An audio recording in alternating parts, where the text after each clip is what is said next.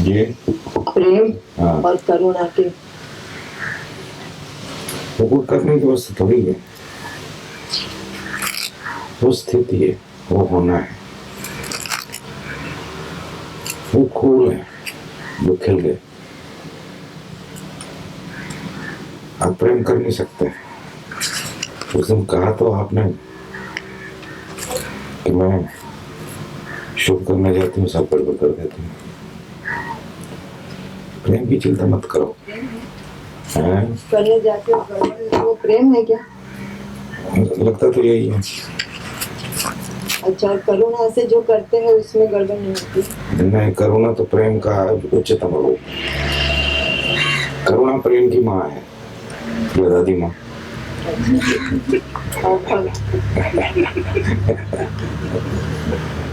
और भक्ति? भक्ति उसका एक्सप्रेशन है, अभिव्यक्ति है। और प्रेम, करुणा, भक्ति ये सब पूछने की बातें थोड़ी होती है। हम जो है वो तो पूछते ही नहीं। यही भारतीय मित्रों के साथ दिक्कत होती है। भारतीय जब भी कुछ पूछेगा तो इतनी ऊंची बात पूछेगा, ऊंची ऊंची बातें करेगा जिसका उसके होने से कोई ताल्लुक नहीं है। और जब कोई विदेशी मित्र पूछेगा तो बिल्कुल डाउन टू अर्थ जो उसकी समस्या। अभी दोपहर के प्रश्न देखना, जो अंग्रेजी में होंगे प्रश्न, उनकी क्वालिटी बिल्कुल अलग होती है। प्रेम की चिंता आप मत करो, ना ही करुणा की चिंता करो, ना ही भक्ति की चिंता करो, होने की चिंता करो। बस हो रहो। आज आइए, सुना प्रवचन लव से वाला, तानदेन के पेट से श्वास लेने की, नाभि से, ये करना है ऐसे। बस ये करते जाओ, करते जाओ, करते जाओ। कोई एक चीज पकड़ लो, उसके पीछे पड़े। बहुत सारी चीजें हैं, बहुत सारे मार्ग हैं, लेकिन ये मानसिक बकवास जो है, ये भक्ति है, ये करुणा है, ये सब भागने के तरीके हैं जो है उससे। हम जहां पर खड़े हैं उसकी चिंता करें। सारी समस्याएं हमारी पैदा हो रही हैं। इस प्रवचन में चल रहा था, जो मैं नहाते नहाते सुन रहा था, कानों में पड़ गया कि आप श्वास अपने नाभि तक ले आओ और श्वास फेंकने पर ध्यान रखो, लेने पर मत रखो। तो इसी के आसपास की बातें ओशो कह रहे थे। तो कुछ भी करना हो तो उसमें आपको मौजूद होना पड़ता है। अब भक्ति की बातें और करुणा की बातें और प्रेम की बातें, मन चलने लगता है और बातें सुन के भक्ति थोड़ी आ जाती है। आप भक्त हो जाओगे अगर श्वास से पेट चलने लगे। जो तानदेन वो बता रहे थे, नाभि से 2 इंच नीचे, बस सुनते हैं और भूल जाते हैं करने का। कम से कम कोई प्रयोग जो है, कोई भी चीज सातत्य मांगती है। कोई भी चीज अगर सातत्य नहीं है, कंटिन्यूटी नहीं है, तो उसका कुछ अर्थ नहीं है। फिर मन चलता ही रहता, चलता रहता। फिर वो भक्ति की बातें पूछेगा, करुणा की बातें पूछेगा, प्रेम की बातें पूछेगा और जिएगा प्रेम में, करुणा में, भक्ति में। मन सिर्फ बातें चाहता है। फिर सुनते रहे, समझते रहे, या फिर दूसरे को भाषण देते रहे, बोलते रहे। भक्ति आ जाएगी। पहले भक्ति से पहले बहुत सारी चीजें करने की, सीधी भक्ति नहीं चालू।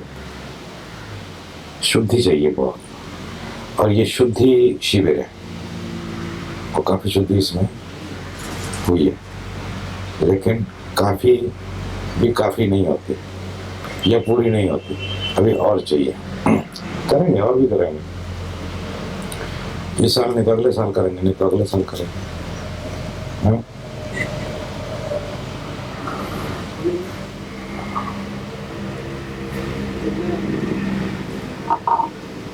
हेलो, सुनो जी। एक तो माइक को जो है ना ऐसे मत रखो, थोड़ा सीधा रखते हो तो वो आवाज पकड़। हाँ अब ठीक है। हाँ जब मैं नाभि से श्वास लेता हूँ, हाँ तो अभी जस्ट ट्राई कर रहा था मैं, हाँ। तो मुझे एकदम से चक्कर जैसा और बहुत डिजीनेस होता है। चक्कर खा जाओ, डिजी हो जाओ, क्या तंदूर में तो नहीं बैठे ना? मैं तो तंदूर में फेंकने वाला हूँ तुम लोगों को। चक्कर से घबरा जाते हो और इतने चक्करों में पड़े रहते हो। कितने चक्करों में पड़े रहते हो? अब शादी कर ली है, उसका चक्कर नहीं आता। क्या हाल है बता, क्या हाल है कि नहीं? ये चक्कर क्या है उसके मुकाबले? क्या है ये चक्कर? ऐसे मन भगा देता है। कौन कह रहा है कि चक्कर आ? किसको आ रहा है चक्कर? बताना किसको आ रहा है? अरे भूतनी के कोई आ रहा है, वही है। पढ़ने दे उसको चक्कर में, क्या गिर पड़ेगा? फिर उठ के लेने की श्वास, फिर नाभि में घुस जाने का। खाओ चक्कर, क्या है चक्कर करने में? हर चीज से डरते। कौन डरता है? मन डरता है।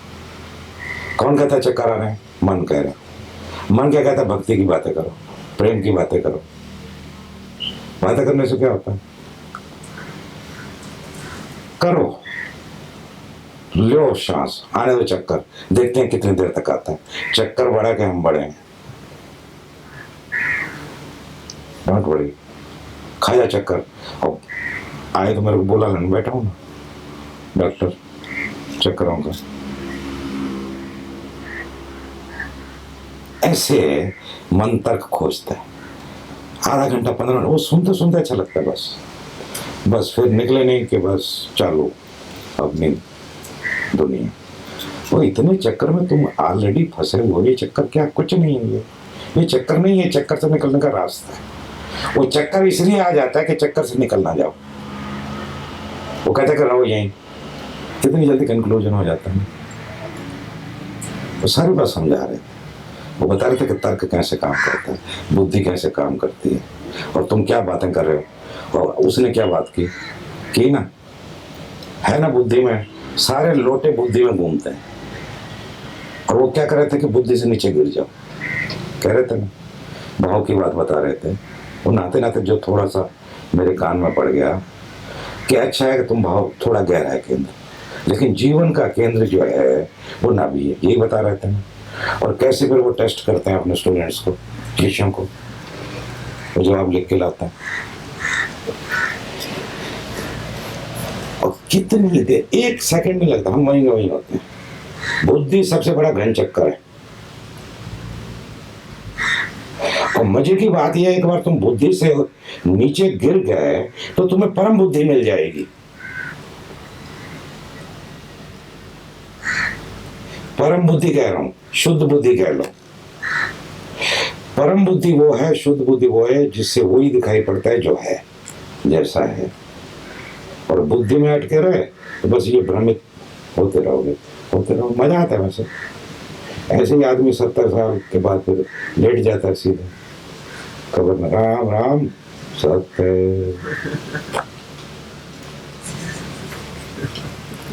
पूछते जाओ, रुकने का नहीं।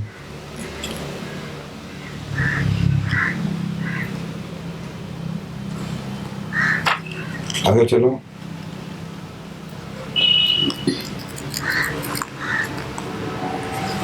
बोलते बंद।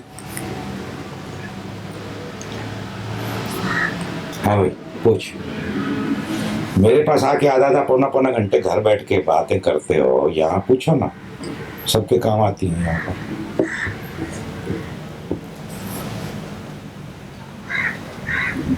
स्वामी मैं तो कोई भी जैसे समुंदर पे अब जाता हूँ तो समुंदर को देखना है और लहरों की आवाज़ सुननी है। ये तो चलता ही है, लेकिन मेरा ध्यान जो है वो अब यही दिल में आता है कि हूँ पर ही रहे। कुछ भी करता हूँ उसमें ध्यान नहीं करता रहता हूँ, लेकिन वो करने का यस वो नहीं होता, सिर्फ यही रहता है कि अपना ध्यान रखें। यस, ये भक्ति है, यही प्रेम और यही करुणा है। इसमें सारे फूल निकल आएंगे, लाल भी, पीला भी, नीला भी, हरा भी। मुंह पर ध्यान बना रहे और इधर उधर ध्यान जाएगा, लेकिन अपनी परसिस्टेंस, लगन नहीं छोड़ने की, निष्ठा एक जगह पर। उसकी कुर्सी लगा देने की, जैसी कुर्सी लगी हुई ना, आके मैं सीधा बैठ जाता हूँ गप करके, ऐसे उसमें एक सजा के रख दो, वहीं पर आके बैठ जाने का, मुंह में बैठ जाने का। बड़ा आता है। हाँ और मान लो उससे अगर भूल जाता हूँ, हाँ या किसी से बात करते वक्त, या हाँ कि अपने आप भूल जाता हूँ, हाँ तो मूड खराब हो जाता है। हाँ फिर पता चलता है नहीं, इधर नहीं, फिर वापिस चलता हाँ। तो इसका मतलब ये है कि अब हरी लगन लग रही है, अब भक्ति शुरू हो रही है, अब भक्ति मेरा सार है, यही भक्ति है। कि व्यर्थ फिर पहचान में आने लगे कि यार ये क्या कर रहा था मैं, खाम का खराब कर दिया, फिर वापस हूँ में बैठ जाओ उनके सिंहासन पर। बोलो, शॉर्ट एकदम चलेगा, शॉर्टकट।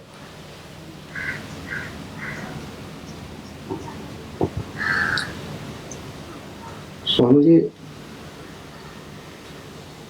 अधिकतर तो श्रद्धा, समर्पण, या यूँ समझो कि मैं अपना पागलपन और गुरु की कृपा देख पाता हूँ, टिक पाता हूँ उसमें अधिकतर तो। लेकिन फिर भी कभी कभी मन तर्क करके और कहीं कहीं बीच में अटकाए बगैर रहता नहीं, फिर उसको गालियाँ दे के इस तरह से उससे भी पीछा नहीं छूटता है। तो क्या एटीट्यूड उस वक्त अपनाया जाए कि वो जो क्वेश्चनिंग कर रहा है, वो जो लॉजिक से बीच बीच में कहीं कहीं अटकाने की कोशिश कर रहा, दिखता भी है कि नहीं ये लॉजिक वगैरह तो कितने फेल हो चुके हैं, कितने, फिर भी बार बार लॉजिक आए बगैर नहीं रहता कभी कभी। तो क्या दृष्टिकोण अपनाया जाए? कुछ दृष्टिकोण नहीं अपनाना है,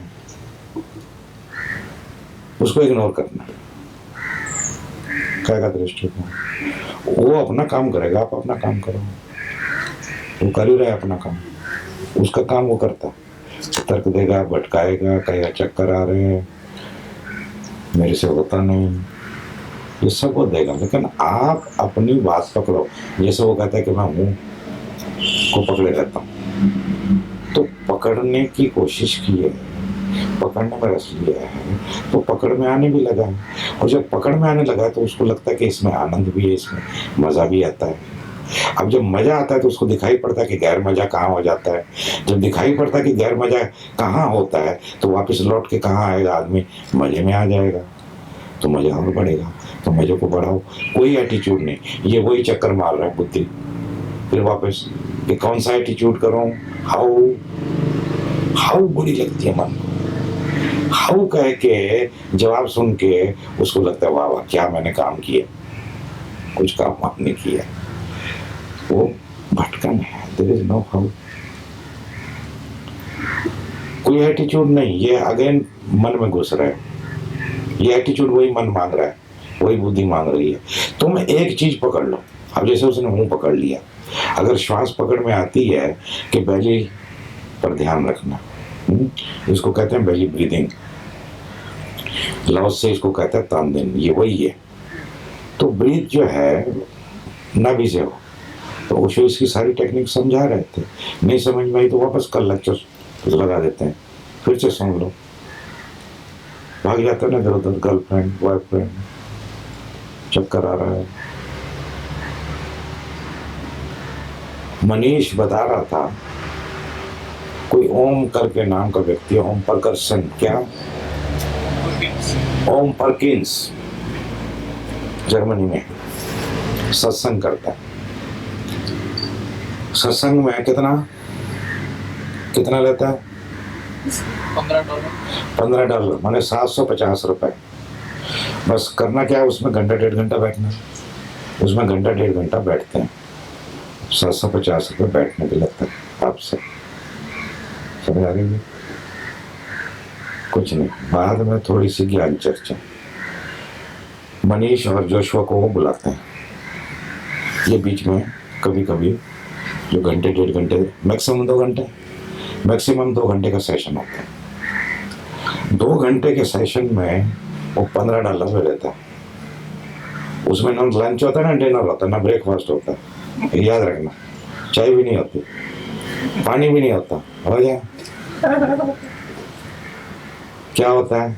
वाह वाह, ओम जी के साथ बैठे, क्या बात है। तो बीच में थोड़ा सा इनका म्यूजिक होता है। एक बार ये गए प्रोग्राम करने, तो बड़ी जर्नी लंबी थी, थके हारे टूटे गए, तो इसको जो है झपकी आ गई मनीष को। तो उसको बड़ा गुस्सा आया कि अरे इतनी ज्ञान चर्चा चल रही है और तू झपकी खा रहा है। अभी उसका शिष्य भी नहीं है, भक्त भी नहीं है, ऐसे आर्टिस्ट जाता है क्योंकि वो बुलाते हैं और पैसे देते हैं इनको, अच्छे पैसे देते हैं इनको भी। कितने $? नहीं बताना, ट्रेड सीक्रेट है क्या? अच्छा माल मिलता है ना, थोड़ा सा बजाने का अच्छा माल मिलता है। गुस्से हो गए महाराज कि इतनी ज्ञान की गंगा बह रही और आप सो रहे। और बोल रहे थे जर्मनी में, जर्मन भाषा बोल रहे थे, ना हिंदी थी ना अंग्रेजी थी। अब ज्ञान गंगा जर्मनी में क्या करेगी? अब जर्मन आती नहीं थी। बेटे ये अवसर बहुत कम होते हैं, थोड़ा सिंसियर होने की जरूरत है, सीरियस होने की जरूरत नहीं है। सीरियस ना मैं हूं ना होने देता हूं, लेकिन सिंसियर थोड़ा होना पड़े। और सिंसियर मैं चाहता हूं कि आप हो जाओ, करना ना पड़े। कर किया तो फिर क्या मजा है। धीरे धीरे ऐसी आग लगाऊं कि बढ़ती जाए, चाहे जैसा। कोई एटीट्यूड नहीं चाहिए, कुल एटीट्यूड इतना है कि अपन कर क्या रहे हैं। तो अपन हूं कर रहे हैं तो हूं में बैठे रहे, श्वास पा रहे हैं तो श्वास में लगे रहे, पैसिव है तो वही बने रहे। एक चीज को साधते चले जाए, जो भी पकड़ में आता है, जो भी समझ में आता है, एक ही चीज में डोले और सब चीजें उसके पास फिर आसपास उसी को हेल्प करने लगे।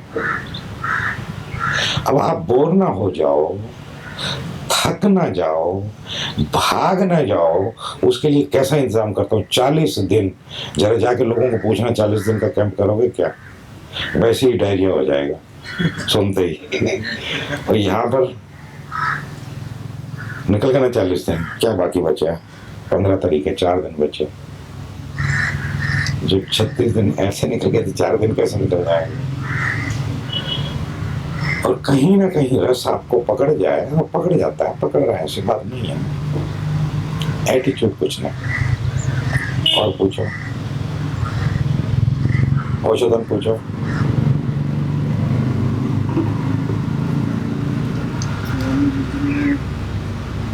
ओम मंत्र का ध्यान करता हूँ, हाँ। उसमें जमाई आते हुए। हाँ, किसने कहा आपको? आपको कहा किसने है? हो जाए। मंत्र का जाप किसने करने को कहा है भाई? मैंने कहा था। कोई और गुरु है? गुरु है कोई? उसके पास बैठ के करना, उसको भी अच्छी नहीं।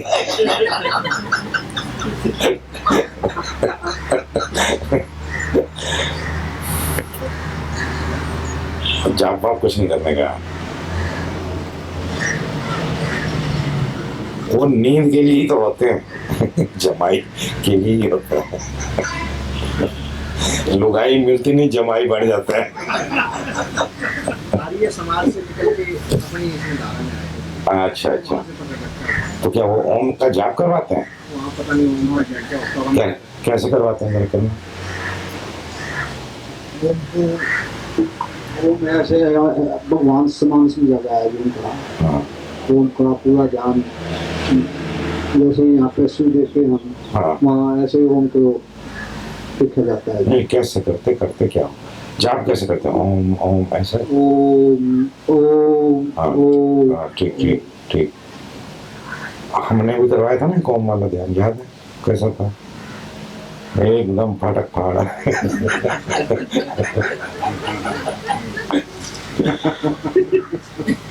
मत कर, जरूरत नहीं है। ओम का जाप तो करना ही नहीं चाहिए। ओम बहुत पवित्र है बेटे। हम इतने अपवित्र हैं कि वो गंदा होता है। खुद सफाई कर लो, ओम सुनाई पड़ने लगेगा, ओम प्रकट होगा। ओम का जाप करने की जरूरत नहीं है।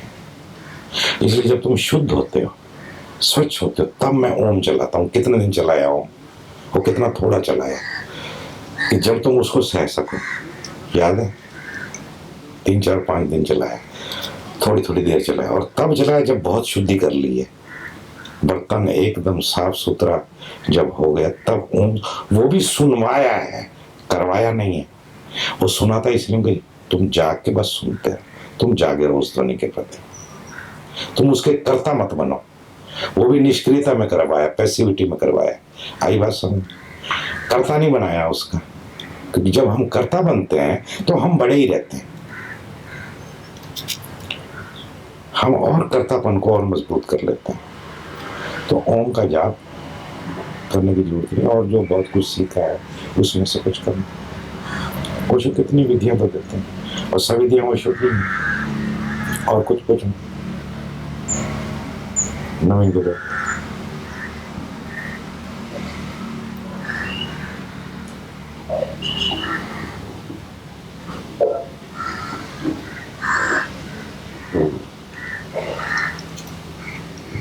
रोज रोज थोड़ी पैसिविटी की बात समझ में आ रही है, और उसमें अपने पर, अपनी बीमारियों पर ध्यान जा रहा है। और पहले बीमारी से तादाद में बनता था, और वो मुझे डिप्रेशन की तरफ लेके जाता है। ऐसा लगता है मैं बीमार हूँ। अब वही चीज़ें जो सी हैं कि हूँ है, अब इससे पार निकलना है मुझे। प्रश्न क्या?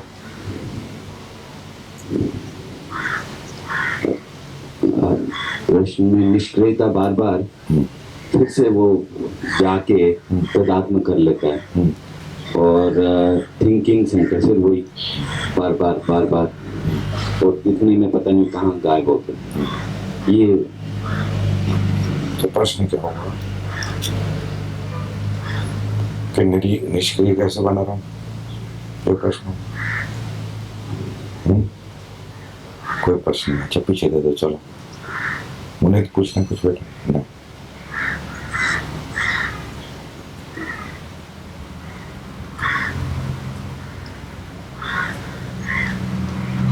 कुछ ना निकल कुछ।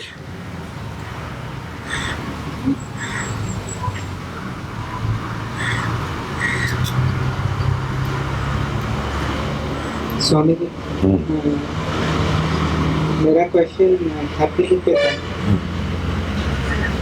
किस एक्सटेंट तक हैपनिंग होता है, और डूअरशिप जो होता है उसमें हम क्या कर सकते हैं, कितने तक? बीच में ऐसा पता चला था कि you can do something, you have to do something, and most of the thing is happening. तो अगर मैं फूड में भी कुछ सिलेक्ट करता हूँ, जैसे कि ऑरेंज या पाइनएप्पल, तो ये सब भी एक हैपनिंग है, जॉब, लाइफ, और डूअरशिप है। तो किस हद तक, means what can I do? Orange खाना है, ऑरेंज खाओ, पाइनएप्पल खाना है, पाइनएप्पल खाओ। इसमें डूअर को क्यों लगते हैं? It's happening. That is one. Everything is just a happening. Remember that. There is no doer at all. Doer is there as a functional. मेरे को हिंदी में बात करनी, पहली तो बात नहीं है। करता कोई नहीं है, सब होगा। लेकिन कोई केंद्र चाहिए जिसके आसपास, बिना केंद्र के नहीं हो सकता। वो केंद्र झूठा है, उसको हम मैं कहते हैं। व्यवहारिक है, काम चला हुआ है, काम के लिए उसकी जरूरत है, लेकिन मूल रूप से वो करता नहीं। तो अब ये कोई सवाल नहीं है कि कहाँ डूअर का कुल इतना काम है कि बाधा मत बने। इतना कर दे तो बहुत कुछ कर दिया उसने, सब कुछ कर दिया, बाधा ना बने, पैसे रहे। शांत रहे, इतना करे, बाकी सब चीज अपना आप हो, कुछ करनी नहीं पड़ती। जैसी कोई क्रिया घटती है पीछे कर्ता को निर्मित कर लेती है, वो एक नेचुरल प्रोसेस है, वो हो रहा है, वो भी तुम कर नहीं सकते, वो हो रहा है। ये धीरे धीरे समझ में आ जाएगा, प्रकट हो जाएगा।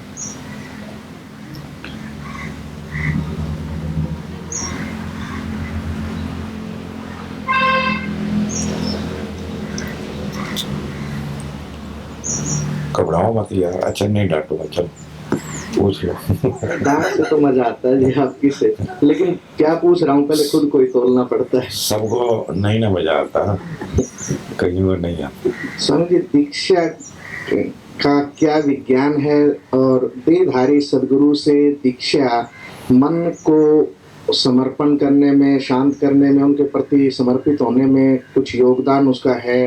क्या विज्ञान है, इस पे थोड़ा बहुत कुछ बताने की कृपा है। हम कर ही देंगे ना दीक्षा, काय के लिए करना, काय के लिए मन उसमें भी शायद मांग तो मन ही रहा होगा कि क्या विज्ञान है, क्या है, और तो हाँ, अब वो सब बातें ठीक है, जो सोचते हो बिल्कुल सही है, वो है सकारण है, ऐसे नहीं है, ऐसे नहीं है,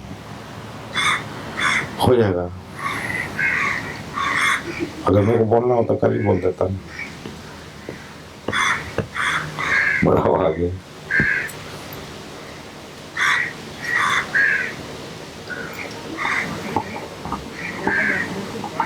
अरे इसको मुझे, हाँ मेरा मन अंदर से हाँ ओशो पे समर्पण हो गए, हाँ। लेकिन थोड़ा बहुत रत्ती भर ऐसा लगता है कि किसी के इल्यूजन से तो मैं नहीं ये डिसीजन दे रही, नहीं तो आप पे छोड़ती हूँ। नहीं, no use, let it happen, good, बिल्कुल ठीक हो रहा है।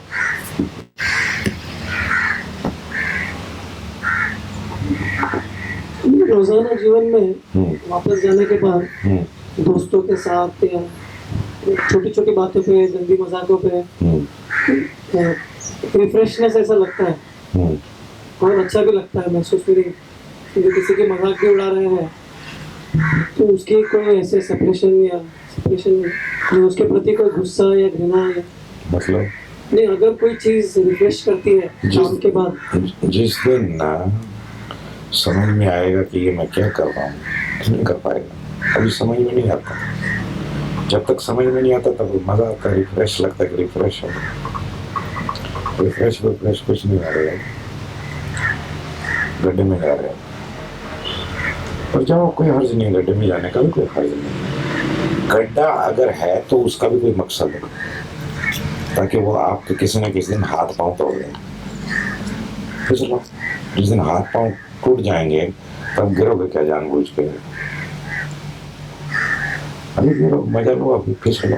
जिस दिन टूटेगी हाथ पांव उस दिन दिखता नुकसान है ऐसा कोई नुकसान है जो तो उसके नुकसान यही है कि तुमको अनकॉन्शियस रखता है, मैकेनिकल रखता है, अचेत बनाता है, और क्या। और अनकॉन्शियस कहीं तो मजा है, और क्या। आदमी शराब किस लिए पीता है?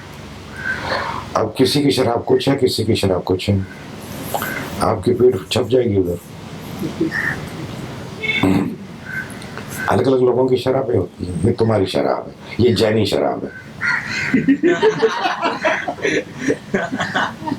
दो चार मिले नहीं कि एक दूसरे की मजाक उड़ाएंगे, टांग खींचेंगे, गप मारेंगे, निंदा करेंगे, ही करेंगे, हुआ करेंगे, अरे समझेंगे क्या जीवन सार्थक हो गया है। Carry on if you like. स्वामी जब आत्मा ने सुना,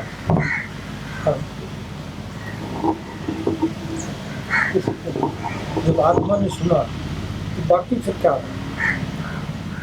फिर विचार वैसे रहते हैं, सागर के साथ लहरें रहती हैं, क्यों का कोई सवाल ही नहीं है ऐसा। अब हम कहेंगे सागर है, लहरें नहीं होनी चाहिए, वो होंगी, लहरें होंगी ही, क्योंकि हवा, अब हवा क्यों, चूंकि आकाश आकाश तो जल है। अब जल क्यों है, ये सवाल कि कोई वैलिडिटी नहीं है। अब चूंकि हवा है तो लहरें, लहरें हैं तो सागर, ऐसा है। क्यों का कोई सवाल नहीं, क्यों तो गलत है, कैसा है, ऐसा है। अब आत्मा का पता कैसे चलेगा अगर विचार ही नहीं होंगे तो? हाँ, तो विचार ही नहीं है हाँ, तो वही तो सुन रहा है। कौन सुन रहे हैं? आत्मा कहो परमात्मा कहो। हाँ, लेकिन विचार ना होते तो आत्मा का पता कैसे चलता है? आपको चल रहा है, बहुत सारे लोग हैं उनको तो आत्मा का कोई पता नहीं चल रहा है, उनको सिर्फ विचारों को ही पता चलता है। फिर धीरे धीरे आत्मा का भी पता चलता है, फिर पता चलता है कि ये विचार ना हो तो आत्मा ही हो तो ज्यादा अच्छा है, फिर आत्मा ही रह जाता है। फिर कौन का कहाँ सवाल?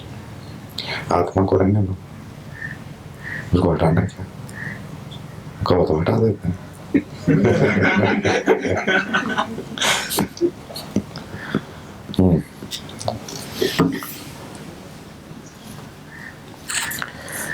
Priya has made say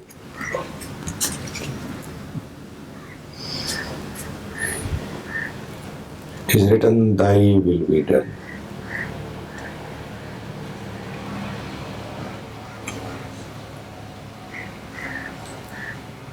She came to see me yesterday. I gave her this pen to draw something, and she has done this. Thy will be done. Very beautiful. Beautiful. See?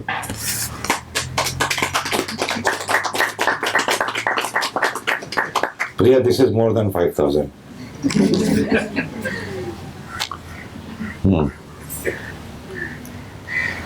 There is an article here. It is a kind of diary. Didi has written. You know Didi. Everybody knows Didi. Who is Didi? Yes. My demand draft. He has written here few pages. When he was in silence. He got permission from me to write whether he can write or not. So I allowed him. It is 2 paragraphs, 1 paragraph, 3 paragraphs in each day, means few lines, few words.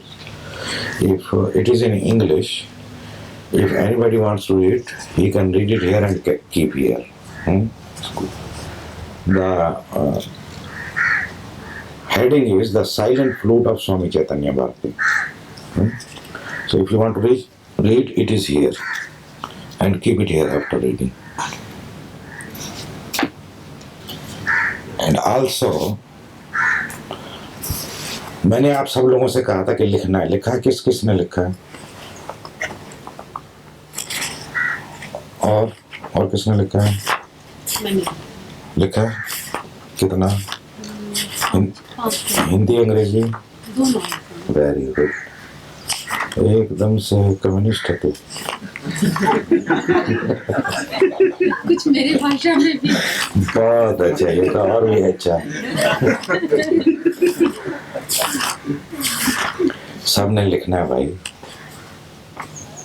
एक एक दो page, जो भी लिखना है आपको लिखो, जो कहा जाए उसको किया करो, जो यार तेनू कहना वो करके बखा, समझे? Don't ignore me my dear.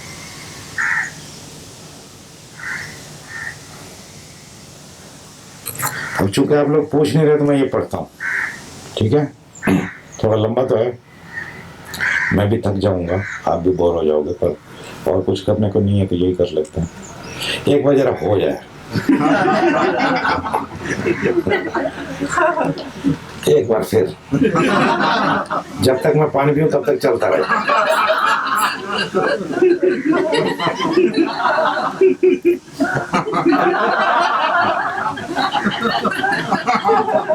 अगर एक दूसरे को देख के हंसी आती है तो देख लिया करो। मैंने ये तो नहीं कहा कि आंख बंद करके हंसो। 40 दिवसीय अभूतपूर्व संगम एक जागृत पुरुष के सानिध्य में। समय जैसे ठहर गया, स्थान जैसे पूरे ब्रह्मांड में फैल गया। मैं ऐसे हो गया जैसे नहीं है किंतु फिर भी है, सब मुझ में समा गया। मैं सबके साथ एक हो गया, सारे विरोधाभास एक ही जगह घट गए। क्षण भंगुर और शाश्वत का मिलन, सुख और दुख दोनों ही मिट गए। नृत्य और मौन एक ही साथ, अश्रु भी उतने आनंदमयी जितनी हंसी। दिन कब शुरू होता कब खत्म होता और दिन कैसे बीतते चले गए। आश्चर्य और विस्मय होता है कि हम 40 दिन यहाँ हैं। लिखने बैठा तो लगा कि क्या लिखूं, कहने को कुछ नहीं है। ये मौन इतना ठहरा हुआ कि जरा सी हलचल भी दुश्वार लगती है। मौन इतना सघन होता चला जाता, कौन इसकी फिक्र करे कि कुछ कहना है। ये मौन मरघट का सन्नाटा नहीं है, एक जीवंत मौन, मन का दूर दूर तक नामो निशान नहीं, समय का कोई बोध नहीं। धीरे धीरे चुपके चुपके फिर पुनः लौट आते, जगत फिर से प्रकट हो जाता। एक क्षण पहले कुछ भी नहीं था, एक ही पलक में पूरा संसार फिर से विद्यमान हो उठता, मन फिर सक्रिय हो उठता। मन को मौन समझ ही नहीं आता, मन को ठहराव भी समझ नहीं आता, मन को असीम का कुछ भी पता ही नहीं। अब दिखाई पड़ता है कि मन ही शोरगुल और उपद्रव है, मन ही गति है, मन ही सीमा में बांधता है और द्वंद्व मन के हैं, सारे द्वंद्व मन के हैं।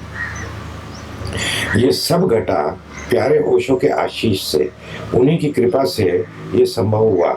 40 दिन अमृत की रसदार वही, खूब बरसे ओशो। ओशो का की ही महफिल थी, ओशो का ही आमंत्रण था, ओशो ही साकी थे। खूब जाम पे जाम पिलाए, जन्मों जन्मों की प्यास बुझी, मस्त होकर नाचे ओशो भी और उनके बच्चे भी। सारा वातावरण आंदोलित हो गया, ओशो प्रेम की खुशबू चारों ओर फैल गई। कोटि कोटि धन्यवाद, कोटि कोटि नमन प्यारे सदगुरु। कभी ख्याल में भी नहीं आ सकता था कि 40 दिन का शिविर हो सकता है, और किसी ने करने की भी सोची तो लोग शामिल होंगे, लेकिन ये हुआ। ओशो के ही शिष्य जिन्होंने जब ओशो सशरीर थे, जिनका पूरा जीवन अपने सदगुरु के चरणों में समर्पित था, जिन्होंने अपना तन मन धन, अपना सर्वस्व अपने सदगुरु पर न्यौछावर कर दिया और अपने सदगुरु की कृपा से वह पा लिया जो कि सभी बुद्धों का आवाहन है, स्वयं को पा लेना, स्वयं का जाग जाना। धन्य है वह शिष्य जो जाग जाता है, परम धन्य हो जाता है सदगुरु जब उसकी वर्षों की अथक मेहनत सफल हुई। उसके बगीचे में बुद्धत्व का एक फूल खिला, ओशो कितने आनंद से भर गए होंगे, ये अब हम समझ सके। सदगुरु की कृपा का ऋण तो चुकाया ही नहीं जा सकता, हाँ एक उपहार दिया जा सकता है, और वह कर दिखलाया स्वामी चैतन्य भारती जी ने। वह फूल अपने गुरु के चरणों में अर्पित कर दिया और अब उसी अनूठे फूल की अलौकिक सुगंध फैल रही है। जिनके पास ऐसे नासापुट है वे सूंघते हुए पहुंच रहे हैं, जिनके पास आंखें हैं वे दर्शन के लिए आतुर हैं, जो प्यासे हैं वे प्यास बुझाने के लिए पहुंच गए। प्यास ही नहीं बुझी, उस महासूर्य के प्रकाश में सब ज्योतिर्मय हो गए। 40 दिन का महासंगम, भरोसा नहीं आता लेकिन जुटलाया भी तो नहीं जा सकता। गोवा में समुद्र के किनारे मांद्रे बीच पर 40 से अधिक ओशो दीवाने एक एकांत जगह भी 50 थे भाई, शुरू में तो 50 थे, कम मत करो, बढ़ाओ मत लेकिन कम तो मत करो। मैं ये नहीं कहता 4000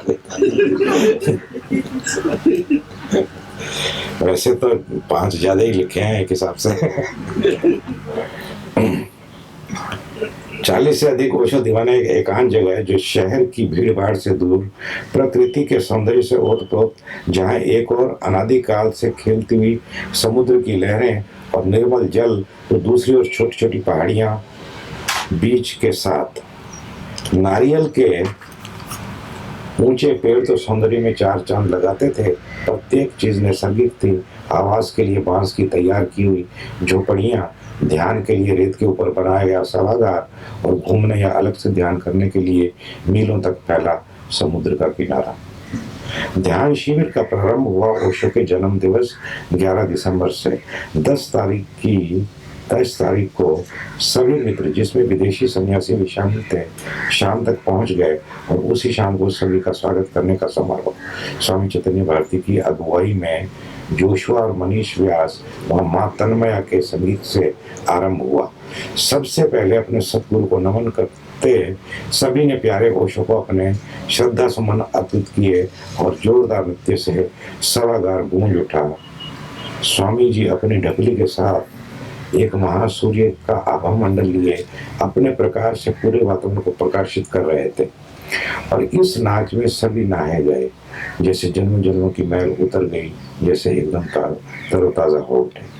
11 तारीख से विधिवत कार्यक्रम आरंभ हुआ। पहले 10 दिन गहरे ध्यान में उतरने की तैयारी थी।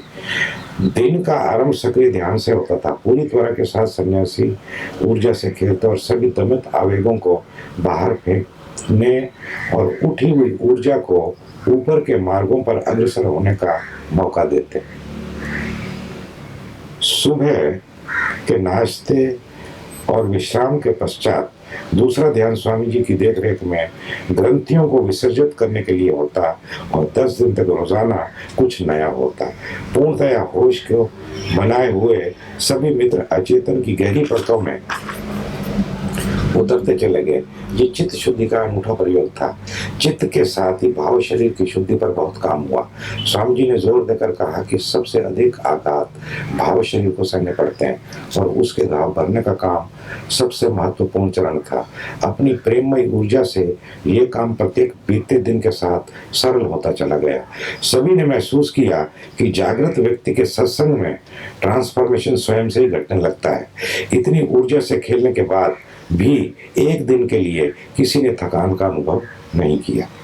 तीसरे दौर में स्वामी जी अपने सद्गुरु से मिले प्रसाद को बांटते अपने अनुभव और समझ को साधकों की अपनी अंतर यात्रा में आगे बढ़ने के लिए उपलब्ध करवाते। इस सत्र में जो बातचीत हुई वह ओशो की 650 पुस्तकों का सार था, शुद्ध मक्खन की भांति। और पूरी बातचीत में एक एक करके संदेह गिरते चले गए। स्वामी जी का मार्गदर्शन इतना सरल था कि वास्तविक बात सहज रूप से ही उतरती चली गई। उन्होंने एक ही बात को विभिन्न ढंगों से बार बार कहा और स्मरण करवाते चले गए कि तुम देह नहीं हो। सारी पीड़ा, सारा संताप इसलिए है कि हम खुद को देह समझते हैं। हकीकत यह है कि चेतना अज्ञानवश शरीर से तादात्म्य कर लेती है और दुष्चक्र शुरू हो जाता है और इससे छूटने का उपाय भी एक ही है और वह है स्वस्मरण। उन्होंने जोर देकर कहा कि सारी विधियां स्वस्मरण में ही ले जाती हैं और अगर सीधे स्वस्मरण में जा सके तो विधि की कोई ज़रूरत नहीं है। तब विधि एक खेल है, जब खेलना चाहो तो खेलो और जब छोड़ना चाहो तो छोड़ दो। विधि एक चम्मच की भांति है जिसका उपयोग खाने के लिए करते हैं। विधियां अपने आप में महत्वपूर्ण नहीं, उनका उपयोग है। फिर तीसरे दौर की बातचीत ने साधकों की समझ के नए द्वार खोले और चीज़ों को देखने और समझने का ढंग बदलता चला गया। एक अलग ही ढंग से चेतना के रहस्यों को समझाते हुए उन्होंने चेतना के ऊपरी सतह से 5 विभाजन किए।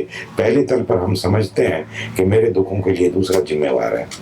दूसरे तल पर जब समझ थोड़ा ऊपर उठती है तो हम कहते हैं कि कुछ मेरा कसूर, कुछ दूसरे का।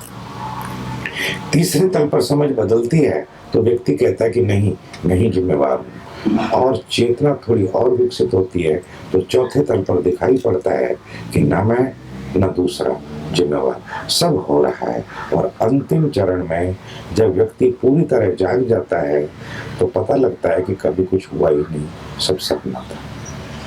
अध्यात्म जिसको अभी तक इतना गंभीर विषय माना जाता था, स्वामी जी वह सारी बात हंसी और ठहाकों के बीच इतनी सरलता से कहते हैं कि हमें खुद भी शर्म आती कि शास्त्रों और किताबों से नाहक माथा फोड़ते रहे। और ये बात सत्य है कि बौद्धिक ज्ञान सिर्फ बोझ को बढ़ाता है और अहंकार को मजबूत करता है। स्वामी जी के सत्संग में सभी मित्र अपनी नादानियों और नासमझियों पर खूब जोर जोर से हंसे। बोर हो रहेगा? हाँ? नहीं? चलता रहो, थोड़ी चाय पी लेंगे। आ जाए, मेरे को पास मिल जाएगा। इन 10 दिनों में ध्यान के अलावा 2 सत्र ओशो के प्रवचनों के होते, जिसमें एक हिंदी में और एक अंग्रेजी में होता। उनका चुनाव गया। भोजन उपरांत एक सेशन प्रश्न उत्तर का होता, जिसमें सभी मित्र उनको पेश आई समस्याओं के लिए स्वामी जी से मार्गदर्शन लेते। सारे शिविर की एक बहुत ही बड़ी उपलब्धि ये रही, क्योंकि सारी बातचीत ऑडियो और वीडियो रिकॉर्ड होती थी, तो जिस मित्र को आवश्यकता होती उसको रिकॉर्डर ब्रदरहुड का होता। ये पूरे सूफी अंदाज में होता, प्रत्येक साधक जैसे नशे में होता।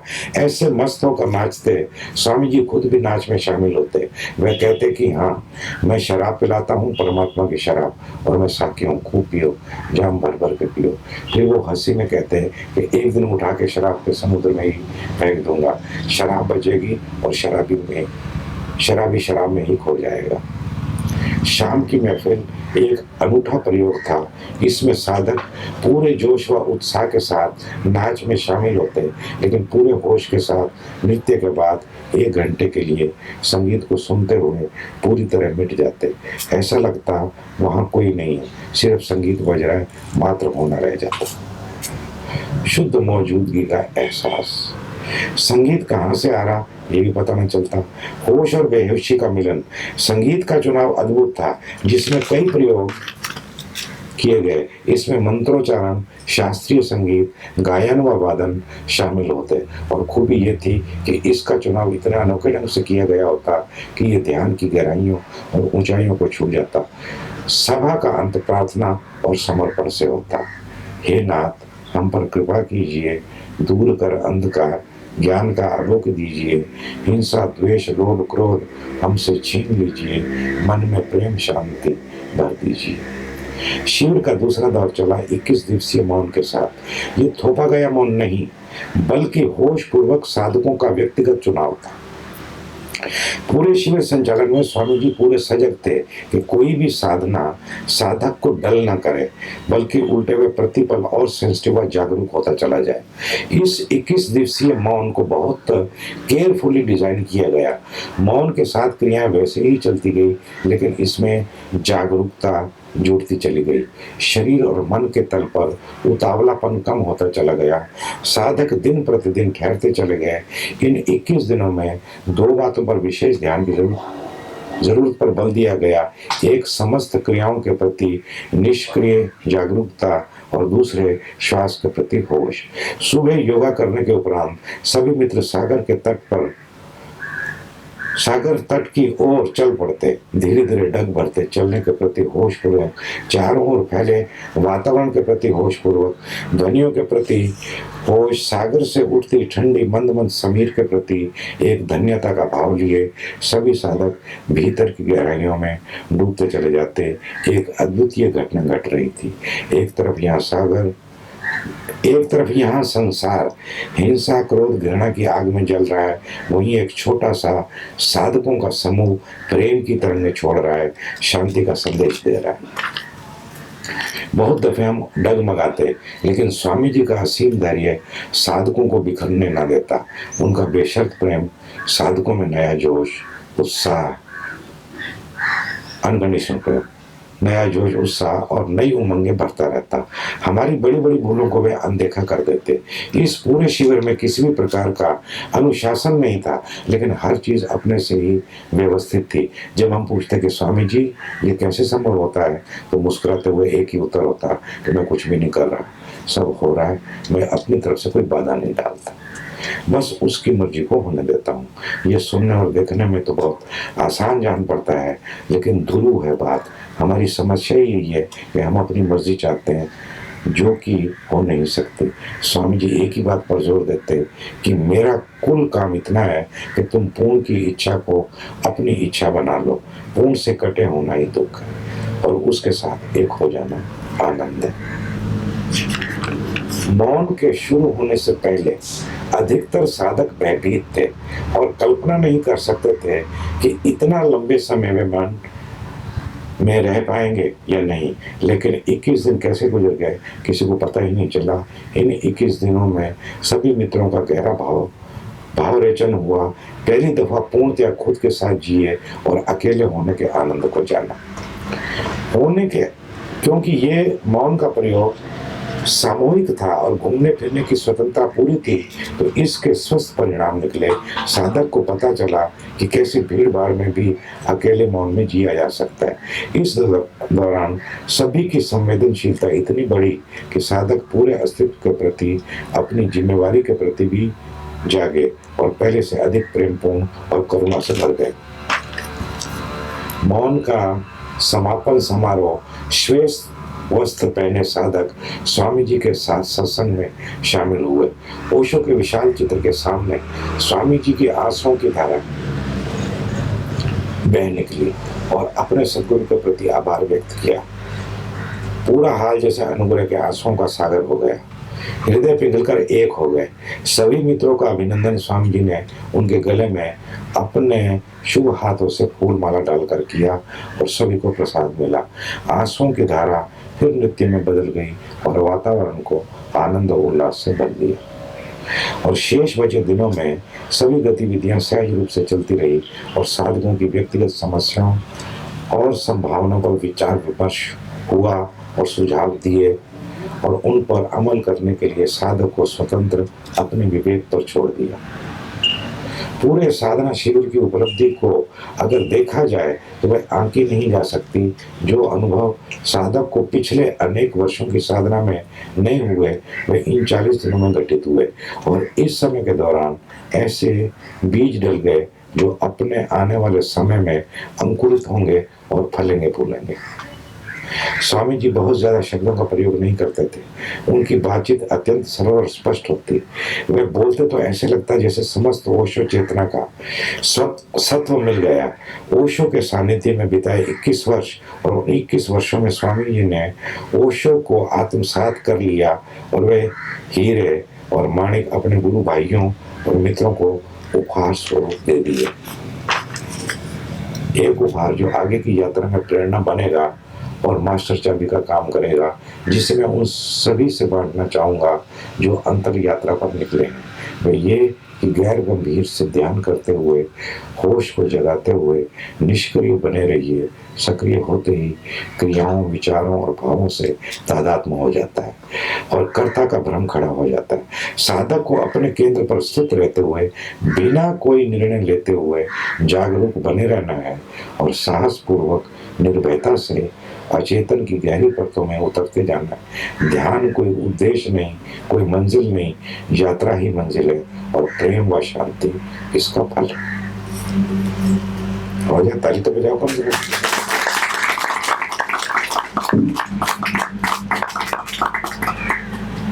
उन्होंने इतना लंबा लिखा है, आप इतना लंबा मत लिखना, मेरे को पढ़ने में टाइम लग जाएगा। लेकिन लिखना जो भी लिखना।